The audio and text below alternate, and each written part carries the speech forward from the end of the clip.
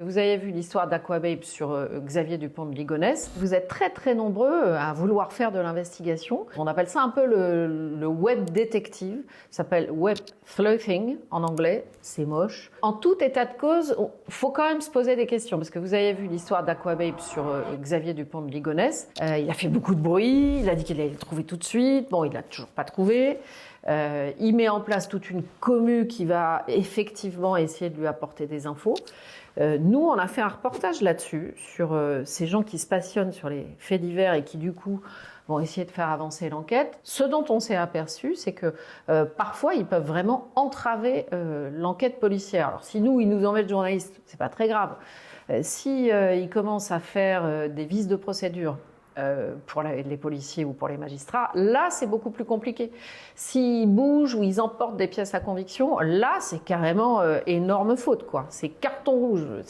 Ils peuvent faire capoter une enquête. Donc moi je trouve que c'est plutôt sain de vouloir enquêter sur des choses, même quand on n'a pas sa carte de presse.